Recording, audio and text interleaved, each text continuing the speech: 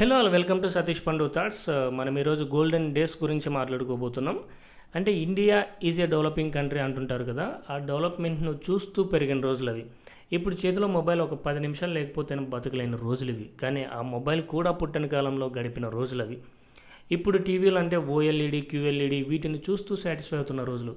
కానీ ఇంట్లో ఉన్న బ్లాక్ అండ్ వైట్ టీవీలో ఒక 20-30% బొమ్మ నీట్గా కనిపిస్తే, మా ఇంట్లో బొమ్మ వస్తుంది, మా టీవీలో నీట్గా బొమ్మ కనపడుతుందని ఆనందంతో బయటకు వచ్చి చిందులేసిన రోజులు అవి. ఇప్పుడు యూట్యూబ్తో పాటు 4-5 ఓటీటీలో మన చేతుల్లో ఉన్న ఏ సినిమా చూడాలో తెలియక జుట్టు పీక్కుంటున్న రోజులు ఇవి. కానీ వారానికి ఒక సినిమా, అది కూడా రాత్రి 9:30 వచ్చే సినిమా కోసం వారమంతా ఎదురు చూసే రోజులు అవి. ఆ సినిమా పడే వరకు తెలియదు అసలు ఏ సినిమా ఇస్తున్నారో, ఆయన ఎదురు చూసాం ఎంతో ఆతృతగా. అలాంటి రోజులు అవి. పట్టణాల నుంచి చిన్న చిన్న పల్లెటూళ్ళ దాకా జరుగుతున్న అభివృద్ధిని చూస్తూ, ఆనందిస్తూ, ఆస్వాదిస్తూ, అనుభవిస్తూ పెరిగిన అదృష్టం కేవలం 90s కిడ్స్కి మాత్రమే సాధ్యం. ఇక్కడ 80s కిడ్స్ ఏం పాపం చేశారంటారా? మీకు తొందర ఎక్కువయ్యి 10 సంవత్సరాలు ముందుగా పుట్టారు. అయినా ఏ మాటకా మాట మేము పుట్టిన తర్వాతనే కలిసి వచ్చింది మీ అందరికీ. సరే, మీరు కూడా నన్ను సబ్స్క్రైబ్ చేసుకొని ఉంటారు కాబట్టి ఈసారికి మిమ్మల్ని కలుపుకుంటున్నా. ఇక మొదలెడదామా? కానీ నాకు ఊహ తెలిసాక నేను కూడా ఈ భూమి మీద ఒక మనిషిని అని నాకు ఓ రోజు అర్థమైంది. ఒకరోజు మా అమ్మ నేను అప్పటిదాకా వెళ్ళాను ఒక కొత్త ప్లేస్కి తీసుకెళ్ళింది. అక్కడంతా చూస్తుంటే అంతా కొత్తగా ఉందన్నమాట. సరే అని దానిలో నుంచి ఒక అతను ఒక భారీ పర్సనాలిటీ బయటకు వచ్చి, బాబు ఇట్రా అన్నాడు. సరే, నార్మల్గా ఆ ఏజ్లో పిలిస్తే దగ్గరికి వెళ్తే ఒక ముద్దు ఇచ్చి ఏదైనా తినడానికి ఒక చాక్లెట్ బిస్కెట్ ఇస్తారని వెళ్ళా. నీ పేరేంటి అన్నాడు. సతీష్ అన్న. నీ చెవు అందుకో అన్నాడు. ఇలా అందుకున్నా. అలా కాదు, ఇలా అందుకో అన్నాడు. బేసిక్గా నాకు అప్పుడు దాకా తెలీదు చెవుని అలా కూడా అందుకోవచ్చా అని. ట్రై చేశా, అందలేదు. అప్పుడు అన్నాడు ఆయన, ఇంకా మీ అబ్బాయి చెవు అందుకోలేకపోతున్నాడు, కొన్ని నెలలు ఆగిన తర్వాత తీసుకురండి, అప్పుడు అందితే అప్పుడు జాయిన్ చేసుకుంటా స్కూల్లో అన్నాడు. అప్పుడు నాకు వెలిగింది, ఓహో ఇదంతా స్కూలా, మా అమ్మ నాకు తెలియకుండానే నన్ను స్కూల్లో పడేయడానికి పిలుచుకొచ్చిందా అని. ఆ రోజు ఆనందపడ్డా చెవు అందలేదని. ఆనందం ఎక్కువ కాలం నిలవలేదు, మనకు తొందర ఎక్కువ కదా, తొందరగానే పెద్ద అయిపోయాం.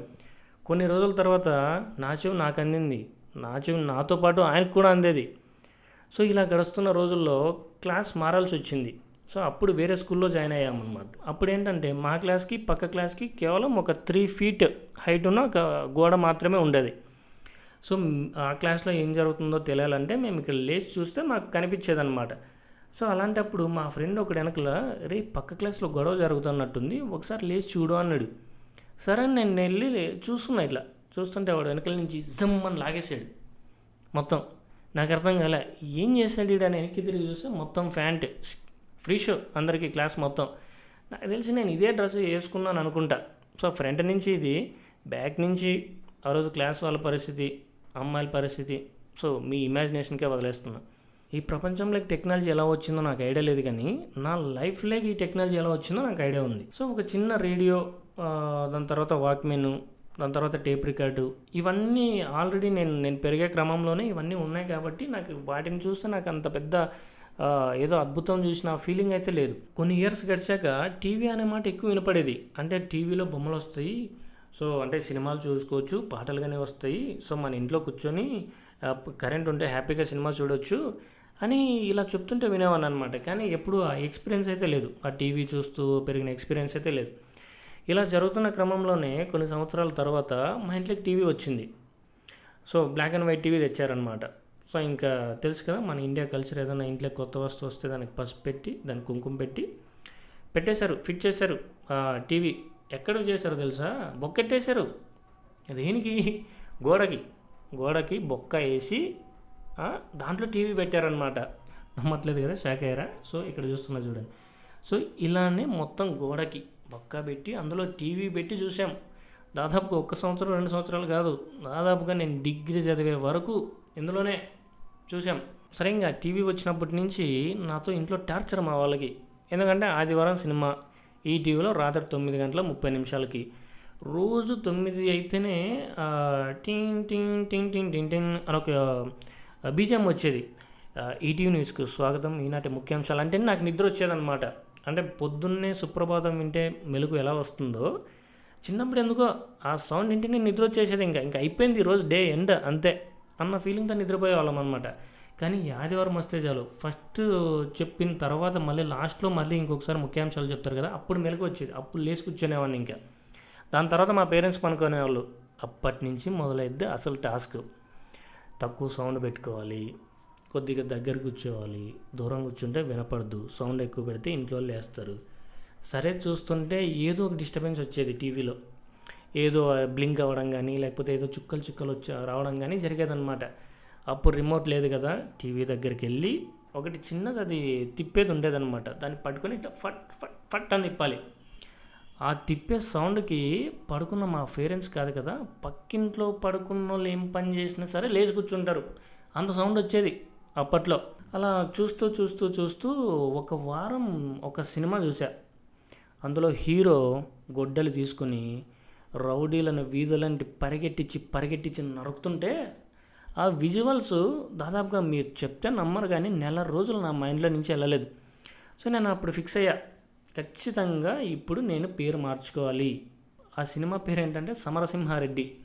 సో నేను మా అన్నతో చెప్పా, అన్న నేను పేరు మార్చుకుంటాను అని చెప్పా. మా అన్న అలా ఎలా మార్చుకుంటావు, ఆల్రెడీ నీకు పేరు పెట్టారు కదా అంటే, ఏం లేదు నా పేరు సతీష్లో కానీ సా మొదటి అక్షరం ఉంది, సమరసింహారెడ్డిలో కానీ సానే అక్షరం ఉంది, సో నేను పేరు మార్చుకోవచ్చు అని చెప్పాను అనమాట. బేసిక్గా ఈ ఐడియా నాకు ఎలా వచ్చిందంటే, మా ఇంట్లో చిన్నపిల్లల పేర్లు పెట్టే పుస్తకం ఏదో ఒకటి ఉండే చిన్నది.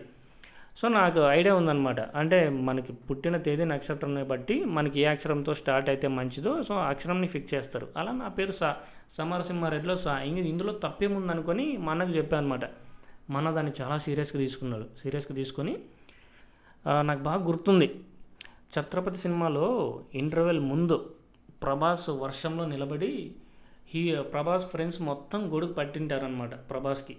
సో అక్కడ ఎల్బి శ్రీరామ్ గారు ఒక డైలాగ్ చెప్తారు. ఆ రేంజ్ ఎలివేషన్లో మా అన్న ఇప్పటి నుంచి నా తమ్ముడి పేరు సతీష్ కాదు సమరసింహారెడ్డి అని 3 సార్లు అరిచాడు. మా అన్న అరిచింది 3 సార్లే, కానీ ఇప్పటికీ కొన్ని వేల సార్లు నా మైండ్లో వినిపించింటుంది. అది ఇంట్లో తెలిసింది, జస్ట్ నవ్వుకున్నారు. అయినా ఇక్కడ మాట చెప్పాలి, బాలయ్య అంటే ఇప్పుడు కాదు, బ్లాక్ అండ్ వైట్ టీవీలో వైట్ అండ్ వైట్ డ్రెస్ వేసుకొని మీసం మెలేస్తూ అలా నడుచుకుంటూ వస్తా అంటాడు చూడు, అది బాలయ్య. ఏ మాట కామాట బాలయ్య అందగాడయ్యా. ఇక నెక్స్ట్ టర్న్ మొబైల్స్. అప్పటిదాకా ఈ ల్యాండ్లైన్స్ ఉండేవి, కానీ అప్పుడే మొబైల్ అనే కల్చర్ వచ్చింది. సో అప్పుడప్పుడు మాట్లాడుకుంటుంటే వినేవాడిని అనమాట. సో ఒక చిన్న బాక్స్ మాత్రం ఉంటుంది, అది మన జోబులోకి వేసుకొని ఎక్కడైనా సరే తిరగచ్చు, ఎవరితో అయినా మాట్లాడవచ్చు అని వింటుండేవాడిని అనమాట. ఈ క్రమంలో మా రిలేటివ్స్లో మా బాబాయ్ తీసుకున్నాడు మొబైల్. ఆయన వేరే చోటు ఉంటాడు. సో మా ఊరికి వచ్చాడనమాట. మా అన్న పరిగెట్టుకుంటూ వచ్చి బాబాయ్ ఇచ్చాడు, మొబైల్ కూడా తెచ్చాడని చెప్పాడు. సరే ఇంకా మనం ఆగుతామా, సో పరిగెట్టుకుంటూ వెళ్ళి గుమ్మం దగ్గర ఆగిపోయా. లోపలికి వెళ్ళాలంటే భయం, ఎందుకంటే ఈ పోలీస్ వాళ్ళు బెల్ట్కి గన్ను హోల్డ్ చేసుకుంటారు కదా, అలా చేసుకున్నాడు మా బాబాయ్ ఆ ఫోన్ని బెల్ట్కి. దాన్ని చూస్తూ నిలబడిపోయా భయంగా. మా బాబాయ్ చూసి, ఏ సతీష్ మొబైల్ చూస్తావా అన్నాడు. అన్న సరే అని ఇచ్చాడనమాట. దాన్ని పట్టుకున్నప్పుడు కలిగిన ఫీలింగ్ అది ఎక్స్ప్రెస్ చేయలేంది. కాల్ మాట్లాడతావా, ఎవరికన్నా ఫోన్ చేద్దునా అన్నాడు. అన్న సరే ఇక్కడ రాదు, అది కొద్దిగా మనం బయటికి వెళ్ళాలి, బయటికి వెళ్తే సిగ్నల్ పుల్లలు వస్తాయి, సో ఒక పుల్ల వచ్చినా సరే మనం ఎవరికైనా మాట్లాడవచ్చు అంటే, సరే ఎక్కడ పుల్ల వస్తుందో అని తిరిగితే ఒక చోటు వచ్చింది. సో అక్కడ నిలబడి నా ఫస్ట్ మొబైల్ ఫోన్ కాల్ మాట్లాడాను అనమాట. తర్వాత నేను అడిగా మా బాబాయ్ని, బాబాయ్ ఇప్పుడు నువ్వు ఫోన్ చేస్తావు ఓకే, నీకెవరన్నా ఫోన్ చేస్తే నీకు తెలుస్తుందా, నీకు వినిపిస్తుందా అన్న. వినిపిస్తుంది అన్నాడు. అంటే ఎంత దూరం వినిపిస్తుంది అన్న, ఇక్కడి నుంచి అక్కడ దాకా అన్నాడు. అంటే నాకు తెలిసి ఒక 15-20 ఫీట్ ఏమన్నా చూపించుండొచ్చు. అంతేనా అన్న. అంటే నా ఇంటెన్షన్ ఏంటంటే, ఇప్పుడు ఒక 1000-1500 పెట్టిన ఒక మైకే సౌండ్ పెడితే ఊరంతా వినిపిస్తుంది, అలాంటిది దానికి డబుల్ త్రిబుల్ ఉంటుంది అనమాట ఈ మొబైల్ రేటు. సో అది ఇంతేనా అనిపించింది. అలాంటి అమాయకత్వం అనమాట మంది. ఇక కొన్ని రోజులకి మా నాన్న కూడా ఒక మొబైల్ కొన్నాడనమాట. మా నాన్న కొన్న ఫస్ట్ మొబైల్ నోకియా 1100. అంటే చెప్తే నమ్మరు కానీ ఆ మొబైల్ చేతిలో పట్టుకున్నప్పుడు కలిగిన ప్రీమియం ఫీలింగ్ నా సొంత డబ్బులతో ఐఫోన్ కొన్నప్పుడు కూడా నాకు అంత ఫీలింగ్ కలగలేదు. సో అందులో ఉన్న ఒక స్నేక్ గేమ్ ఉండే మనకు, అదొక పబ్జి అప్పట్లో. దాని తర్వాత 1200 అన్న మొబైల్ వచ్చింది. దాంట్లో క్రికెట్ ఆడడానికి చెమటలు చిందించేవాళ్ళం అనమాట. ఇక దానికి ఛార్జింగ్ పెట్టడానికి ఒక చిన్న బాక్స్ వచ్చేదన్నమాట. అది అప్పట్లో ఒక ట్రెండ్. సరే నెక్స్ట్ ఇంకా డివిడీ కల్చర్ వచ్చింది మార్కెట్లోకి. చాలా తక్కువ మందికే డివిడీలు ఉండేవన్నమాట అప్పట్లో. సో అలా మా రిలేటివ్స్లో ఒకళ్ళు తెచ్చారు ఫస్ట్. ఇక్కడ చెప్పుకోవాల్సింది ఏంటంటే, వాళ్ళ ఇంట్లో టీవీ ఉండడం ఓకే, వాళ్ళ ఇంట్లో టీవీతో పాటు డీవీడీ ఉండడం కూడా ఓకే. కానీ ఆ డీవీడీతో పాటు వాళ్ళ కూతురికి గనక పెళ్లి జరిగితే మాత్రం పొరపాటున అక్కడికి వెళ్ళకూడదు మనం. సో నేను వెళ్ళి ఏదో టీవీ చూస్తున్నా, ఏదో ఛానల్లో టీవీ చూస్తున్నాను అనమాట. ఇంతలో వీళ్ళు వచ్చారు. వచ్చి నువ్వు పెళ్ళికి రాలేదు కదా, పెళ్లి క్యాసెట్ వేస్తాము చూడు అని చెప్పారు. ఇంకా నేను అనేలోపే ఆ ఛానల్ మార్చేయడము, ఆ డీవీడీ కనెక్ట్ చేయడము, ఏదో అలా బయటికి తీసి ఒక క్యాసెట్ వేసేయడము, పెళ్ళి స్టార్ట్ అయిపోవడము, అన్నీ అలా నా కళ్ళ ముందే చక జరిగిపోయాయి అనమాట. సరే నేను పోనీ పెళ్ళి కదా చూద్దాంలే, అంత జనాలు అందరూ అంటే తెలిసిన వాళ్ళే ఉంటారని చూస్తున్నాను అనమాట. చాలాసేపు ఒక సాంగ్ తర్వాత ఒక సాంగ్ వస్తుంది. సరే అని చూస్తున్నా, ఇంతలో ఒక క్యాసెట్ అయిపోయింది. సరే అయిపోయింది కదా అనుకున్నా, క్యాసెట్ అయిపోయింది కదా ఒకటి అని చెప్పేసి దాన్ని బయటకు తీసి రెండో క్యాసెట్ వేశారు. అదేంటి ఒకటి అయిపోయింది కదా మళ్ళీ ఇంకోటి వేస్తున్నారు అనుకున్నా. ఏంటి అసలు పక్కన ఏముందని చూస్తే మొత్తం 4 క్యాసెట్లు ఉన్నాయి. సో అందులో అయిపోయింది, ఇంకా ఒకటే, ఇంకా 3 ఉన్నాయి. ఇంతలో ఒక ఆమె వచ్చింది బయట నుంచి. పెళ్లి క్యాసెట్ వేసారా, ఎంతసేపు అయింది వేసి అంటే ఏమొచ్చి ఇప్పుడే ఇంకా వేసింది, కూర్చో ఫస్ట్ నుంచి పెడతానని చెప్పి ఆ సెకండ్ క్యాసెట్ వేసి మళ్ళీ ఫస్ట్ క్యాసెట్ వేసింది. ఏం చేస్తాం, వెళ్ళాం, తప్పదు, చూడాలి, లాక్ అయ్యాం. కానీ ఇక్కడ ఒక ప్లస్ పాయింట్ ఏంటంటే, మనం అప్పట్లో ఎవరైనా మన బంధువులు ఇంటికి వెళ్తే ఖచ్చితంగా ఫుడ్ పెట్టి పంపించేవాళ్ళు. ఇప్పుడు మాదిరి టీను లేకపోతే స్నాక్స్ ఇచ్చి వెళ్ళమనే వాళ్ళు కాదనమాట అప్పట్లో. సరే భోజనం పెట్టారు కదా అని చెప్పేసి నిదానంగా తింటూ ఉండగా ఫస్ట్ క్యాసెట్ అయిపోయింది. తర్వాత మళ్ళీ ఎక్కడైతే ఆపామో అక్కడ సెకండ్ క్యాసెట్ నుంచి కంటిన్యూ అయింది. అది అలా అవుతూ ఆ లాస్ట్కి ఆ క్యాసెట్ అయిపోయే లోపల పెళ్ళి అయిపోయింది.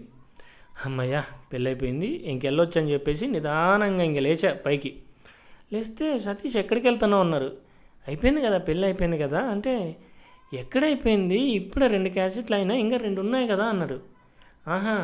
ఇంకా 2 ఉన్నాయా, ఏమున్నాయి దాంట్లో అన్న. ఒక దాంట్లో భోజనాలు, ఇంకో దాంట్లో ఊరేగింపు అన్నారు. నా మైండ్లో ఇప్పుడు ఎలాగైనా తప్పించుకోవాలి ఇక్కడి నుంచి. ఆల్రెడీ 2.5 గంటలు నన్ను కూర్చోబెట్టి వరుసన చూపించేశారు సినిమా.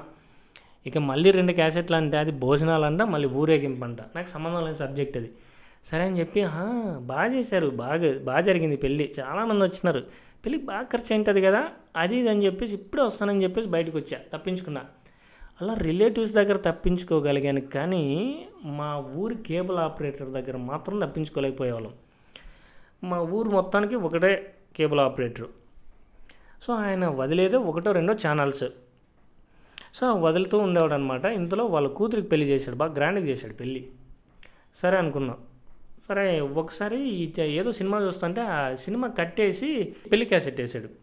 సరే మా ఊరి వాళ్ళంతా వెళ్ళింటారు, సో చూడొచ్చు ఎవరెవరు వెళ్ళారో పెళ్ళికి అని చెప్పేసి ఇంకా ఆ రోజు బాగా ఇంట్రెస్ట్గానే చూసిన తర్వాత ఇంకంతా గడిచిపోయింది. తర్వాత ఒక రోజు గడిచింది, 2వ రోజు గడిచింది, మళ్ళీ సేమ్ పెళ్లి క్యాసెట్ వేసాడు. అదేంటి మొన్న వేసాడు కదా అనుకున్నా. ఇంకా ఆయనకు దొరికిన ప్రతిసారి ఒకటే మ్యూజిక్. సో నాకు తెలిసి ఈ వీడియో ఖచ్చితంగా మా ఊరోళ్ళు ఆయనకు చూపిస్తారు. సో ఏదో పాత కక్షలు మనసులో పెట్టుకొని దయచేసి మళ్ళీ ఆ పెళ్లి క్యాసెట్ మాత్రం వేయకండి. సో అంతవరకు పక్కింట్లో ఉన్న డీవీడీని చూస్తూ పెరిగిన మా ఇంటికి కూడా డీవీడీ వచ్చింది, అది కూడా అడ్వాన్స్ ఆప్షన్స్తో. సో అందులోనే ఇన్బిల్ట్ స్పీకర్స్ ఉండేవి, రేడియో ఆప్షన్ ఉండేది, దానికి ఒక మైక్ ఇచ్చారనమాట అప్పట్లో. సో ఆ మైక్ కనుక మనం డీవీడీకి కనెక్ట్ చేసుకుంటే మనం మాట్లాడే వాయిస్ టీవీలో వినిపించేది. సో అప్పట్లో ఇంకా ఈ క్యాసెట్లు 2 టైప్స్ ఉండేవి. ఒక దాంట్లో ఒక సీడీలో ఒకే సినిమా వచ్చేది, మంచి క్లారిటీ ఉండేదన్నమాట. ఇంకొక టైప్లో ఒకే సినిమా అంటే దాదాపుగా ఒక 3-4 సినిమాలు కలిపి ఒకే క్యాసెట్లో ఉండేవి. సో మేము క్లారిటీ కోసం ఒకే క్యాసెట్లో ఒకే సినిమా తీసుకునే వాళ్ళం అనమాట. సో ఇలా ఉన్నప్పుడు కొందరు ఒక సినిమా గురించి చాలా చెప్పారనమాట. సో అది నిజంగా జరిగింది, ఒక పడవ మునిగిపోయింది, చాలామంది చనిపోయారు, ఇది నిజంగా జరిగిన సినిమా అంట, చాలా బాగుంటుంది అంటే ఒక క్యాసెట్ తీసుకున్నా, అదే టైటానిక్. సో నేను ఒక్కడే ఉన్నాను, సినిమా చూడడం స్టార్ట్ చేశాను అనమాట. సో ఇంతలో మా నాన్న వచ్చాడు వర్క్ నుంచి, లంచ్ తినడానికి ఇంటికి వచ్చాడు. సరే లంచ్ టైం అయింది కదా అని చెప్పి నేను మా నాన్న ఇద్దరు తినడానికి కూర్చొని సినిమా చూస్తున్నాం. సో ఇంకా మా నాన్నకి ఇంట్రో ఇవ్వాలి కదా సినిమా గురించి. నేను చెప్పాను అనమాట, నాన్న దీని పేరు టైటానిక్ సినిమా, చాలామంది బాగుందన్నారు సినిమా, ఇది నిజంగా జరిగిందంట, వీళ్ళందరూ చనిపోతారంట, లాస్ట్లో 1-2 బతుకుతారంట, ఇప్పటికనే ఆ పడవ సముద్రంలోనే ఉందంట, ఇలా చెప్పాను అనమాట. మా నాన్నకు వర్క్ ఎక్కువ ఉండడం వల్ల సరే అని చెప్పేసి తొందరగా తినేస్తున్నాడు అనమాట. సో ఇంతలో ఈ హీరో డ్రాయింగ్ వేయడానికి మొత్తం అన్నీ సెట్ చేసుకుంటున్నాడు. సో నేను చూస్తున్నాను అనమాట. మా నాన్న, నా అదృష్టం కొద్దీ మా నాన్న హ్యాండ్ వాష్ కోసం ఇలా బయటికి వెళ్ళాడు. చూస్తే షాకు, వాడేసేది మామూలు డ్రాయింగ్ కాదు, అది వేరే లెవెల్ అనమాట. ఇంకా డీవీడీనా టైటానికా బొక్క అని చెప్పి వితిన్ సెకండ్స్లో టీవీ ఆఫ్ చేసి సైలెంట్గా కూర్చున్నాను అనమాట. మా నాన్న వచ్చాడు బయట నుంచి, చూడలేదా సినిమా అన్నాడు. లేదు నిద్ర వస్తుంది మళ్ళీ చూద్దానని చెప్పి కట్ చేశాను అనమాట. ఇక ఆ సినిమా నేను కంప్లీట్ చేయడానికి దాదాపుగా నెల రోజులు టైం పట్టింది. అలా ఉండేది అప్పట్లో. ఇక రోజులు గడిచాయి, ఉన్న చోటు నుంచి వేరే చోటుకి వెళ్ళి చదువుకోవాల్సి వచ్చింది. సో అప్పుడే మనల్ని ఫ్యామిలీని కలపడానికి కాయిన్ బాక్స్లు వచ్చాయి. దాని తర్వాత మళ్ళీ కాలం మారింది. తర్వాత మన చేతికి ఒక మొబైల్ వచ్చింది. అలా నా చేతికి వచ్చిన ఫస్ట్ మొబైల్ నోకియా C101 అనమాట. సో దాన్ని అప్పట్లో పిండి పిప్పి చేసాం. దాంతో ఈజీగా గోడకు మేకులు కొట్టేయచ్చు, అంత స్ట్రాంగ్ అనమాట మొబైల్స్. దాని తర్వాత నేను కొన్న ఫస్ట్ ఆండ్రాయిడ్ ఫోను మైక్రోమ్యాక్స్, అది కూడా సెకండ్స్లో అనమాట. అప్పట్లో మా ఫ్రెండ్స్ అంతా కలిపి గ్రూప్ స్టడీస్ ఎక్కువ చేసేవాళ్ళం. అంటే ఒక 20 రూపాయలు కలెక్ట్ అవ్వాలంటే 5 రూపాయలు అలా వేసుకొని ఒక 20 రూపాయలు కలెక్ట్ చేసుకొని ఒక మంచి సిలబస్ కోసం నెట్ సెంటర్లు తిరిగేవాళ్ళం. అప్పట్లో తిరిగి ఒక ధైర్యవంతుడు వెళ్ళి అడిగేవాడు, నాకు మంచి సబ్జెక్ట్ కావాలి, మంచి సిలబస్ కావాలి, ఎన్ని యూనిట్స్ కావాలి అని అడిగితే వాళ్ళు వేసి ఇచ్చేవాళ్ళు అనమాట. పాపం ఏం అనేవాళ్ళు కాదు అప్పట్లో. అంటే వాళ్ళు 70s బ్యాచ్ కదా, మాకు కొద్దిగా రెస్పెక్ట్ ఇచ్చేవాళ్ళు. 80s 70s batch. సరే అని చెప్పేసి వేసుకొని వచ్చి సైలెంట్గా చూసేవాళ్ళం. అలా ఉండేది డెడికేషన్ అప్పట్లో. తర్వాత ఈ మొబైల్ యుగంలో ఒక విప్లవాత్మక మార్పు తెచ్చింది చైనా ఫోన్స్.